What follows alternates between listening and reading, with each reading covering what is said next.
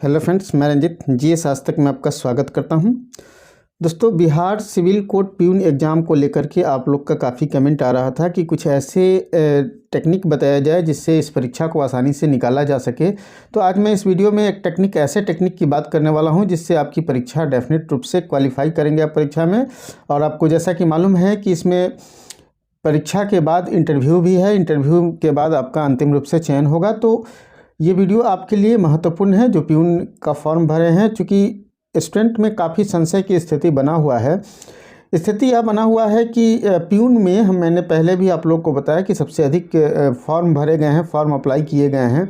उसके बाद क्लर्क में पदों की संख्या पर ज़्यादा आवेदन आए हैं। तो ऐसे में भारी संख्या में आवेदन आने के कारण बहुत सारे स्टूडेंट संशय में है कि मेरा सिलेक्शन होगा या नहीं होगा।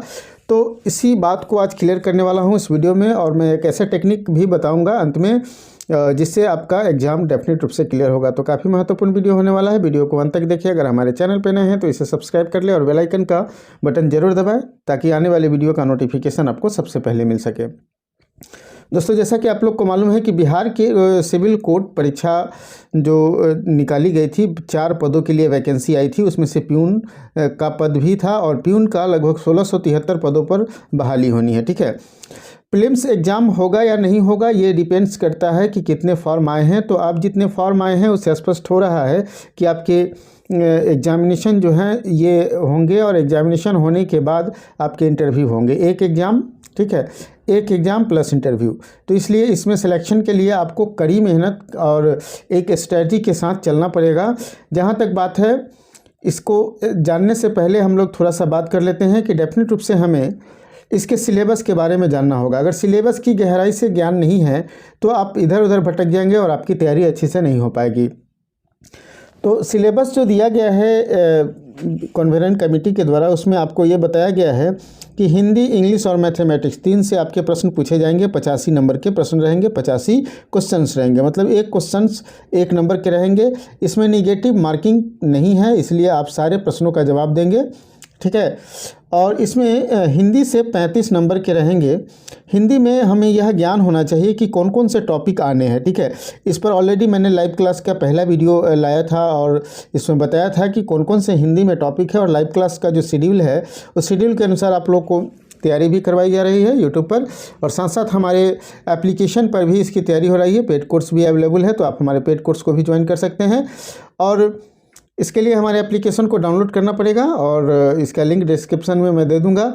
और साथ साथ मैं आपको बता दूं कि ये 35 नंबर का जो हिंदी है और इंग्लिश है, मैथमेटिक्स से आप चाहेंगे कि मैं किसी एक सब्जेक्ट को स्किप करके, ठीक है, स्किप करके रिजल्ट ला लूँ तो फिर मुश्किल हो जाएगा। ठीक है, इसलिए मुश्किल हो जाएगा क्योंकि फॉर्म भारी संख्या में भरे गए हैं। और एसएससी की तैयारी जो करने वाले पहले से स्टूडेंट है, एसएससी रेलवे की तैयारी करने वाले, उनके इंग्लिश और मैथमेटिक्स अच्छे होते हैं, तो आपका उनके साथ टक्कर है। इसलिए आपको डेफिनेट रूप से अच्छे से तैयारी करना पड़ेगा और तीनों सब्जेक्ट को एक स्ट्रैटेजी के साथ, ठीक है, स्ट्रैटेजी के साथ साथ आपको एक स्मार्ट तरीके से प्रैक्टिस के साथ आप इसे ला सकते हैं, कर सकते हैं। तो ये कैसे संभव है, तो आप जान लीजिए कि हिंदी के कौन कौन से टॉपिक है ऑलरेडी मैंने डिस्कस कर चुका हूँ। हिंदी, इंग्लिश के कौन कौन से टॉपिक पढ़ना है, हमें 15 क्वेश्चन आएंगे, इसे भी मैं डिस्कस कर चुका हूँ। मैथमेटिक्स के लिए भी कमेंट करेंगे तो मैं आपके सारे टॉपिक्स को बता दूंगा कि कौन कौन से टॉपिक्स हमें करना है। दोस्तों, इतना ध्यान रखेंगे कि जितने भी हिंदी, इंग्लिश और मैथमेटिक्स से प्रश्न पूछे जाएंगे ये 10th लेवल के प्रश्न होंगे। इसलिए आपको 10th लेवल तक के जो प्रश्न हैं, जो आपके मैथमेटिक्स हैं, हिंदी है, इंग्लिश हैं, उसको तैयारी करना पड़ेगा। 10th लेवल तक के ये प्रश्न पूछे जाएंगे। हालांकि इसके जो 10th लेवल के हैं वो आप ऑलरेडी पढ़े हैं। 10th अगर आप पास होंगे तो डेफिनेट रूप से समझ रहे होंगे कि क्या करना है, नहीं करना है। तो सबसे पहला दोस्तों मैं आपको बता दूंगा कि अगर आप चाहते हैं कि सिविल कोर्ट के जो भी पद हैं उसमें प्यून का जो पद है, अगर इस प्यून के पद के लिए आप क्वालिफाई करना चाहते हैं, प्यून के पद पर आप ज्वाइन करना चाहते हैं, तो आपको ज़्यादा से ज़्यादा प्रैक्टिस पर ध्यान देना पड़ेगा। ठीक है, आप जितना प्रैक्टिस करेंगे उतना ज़्यादा आपको मार्क्स, अच्छा कॉन्फिडेंस बढ़ेगा और साथ साथ आपके लेवल भी अच्छे होते जाएंगे। साथ साथ आपको बता देंगे कि सामान्य हिंदी, सामान्य इंग्लिश और मैथमेटिक्स के जो भी आपको बुक्स है वो बुक्स आपको पहले बताया गया हुआ है, आप बुक्स के अनुसार तैयारी करेंगे। लेकिन प्रैक्टिस सबसे ज़्यादा मस्ट है।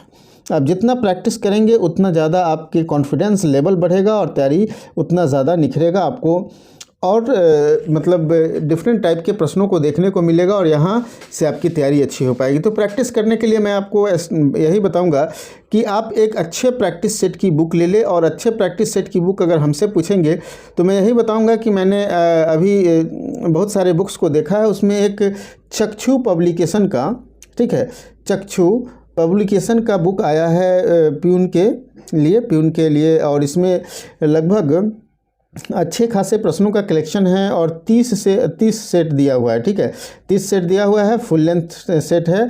आप इस 30 सेट को बनाएंगे तो डेफिनेट रूप से आपके एक्सपीरियंस अच्छे होंगे। तो इस चक्षु पब्लिकेशन के बुक का लिंक मैं डिस्क्रिप्शन में दे दूंगा, आप वहां से खरीद सकते हैं, या फिर आप इसमें जो नंबर दिया गया है उस पर भी कॉल करके इस बुक को खरीद सकते हैं। तो ये बुक काफ़ी महत्वपूर्ण है, अगर आप मंगाना चाहते हैं तो मंगा सकते हैं और इससे प्रैक्टिस कर सकते हैं, ठीक है। प्रैक्टिस जितना करेंगे, मैं तो कहूँगा कि अभी जो समय है आपका एग्ज़ाम फरवरी के आसपास में होने जा रहा है, तो ऐसे में आपको कम से कम अभी से सप्ताह में, ठीक है, सप्ताह में आपका जो स्टडी है, स्टडी का जो टेक्निक है वो तो आपको करना ही है, साथ साथ सप्ताह में आपको 3 सेट बनाना है, सप्ताह में 3 सेट बनाना है। तो इससे आप समझ सकते हैं कि कितना सेट आप बना सकते हैं। अब तरीका यह होता है कि स्टडी कैसे किया जाए।